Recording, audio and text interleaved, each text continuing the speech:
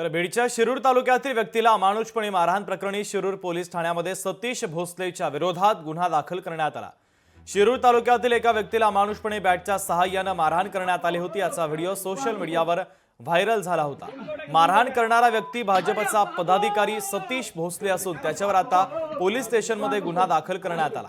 तर हा व्हिडिओ 2 वर्षांपूर्वीचा असून कुटुंबातील महिलेची छेड काढल्याने मी त्या ठिकाणी गेलो होतो असं स्पष्टीकरण सतीश भोसले यांनी दिलेलं आहे।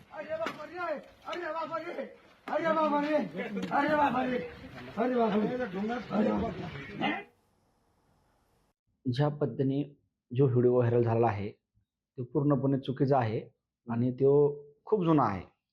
किमान ते 2-2.5 वर्षापूर्वीचा व्हिडिओ आहे आणि त्या व्हिडिओमधली खरी पार्श्वभूमी अशी आहे, माझे मित्र तिंत्रवणीचे माऊली खेडकर यांचा मला फोन आला की बाबा सतीश माझ्या घरी असा काहीतरी प्रॉब्लेम झाला आहे, तू जा। ज्यावेळेस घरी गेलो माऊलीच्या, त्यावेळेस मला असं सांगण्यात आलं त्यांच्या घरच्यांनी की हा माणूस माझी छेड काढत होता। त्यावेळेस मला अत्यंत खूप राग आला आणि मी त्या रागाच्या भरात त्याला 2-3 काठे मारले। एखाद्याच्या आई बहिणीची छेड काढल्यानंतर जर माणूस समोर गुन्हेगार दिसतोय आणि त्याला जर कायद्याच्या चौकटीत उभा केला 100% न्याय मिळेल, पण तो राग मला त्यावेळेस अनावर झाला नाही आणि त्या रागापोटी मी त्याला मारलं गेलं।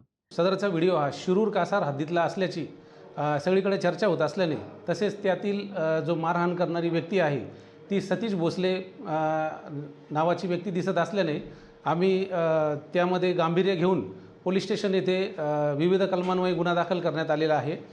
तसेच यातील जी पीडित व्यक्ती आहे त्या पीडित व्यक्तीचा आम्ही शोध घेत आहोत। पीडित व्यक्ती मिळून आल्यानंतर त्याच्या जबाबावरून पुढील कारवाई करण्यात येईल। लोकशाही मराठी ऐका, पहा, जागरूक रहा।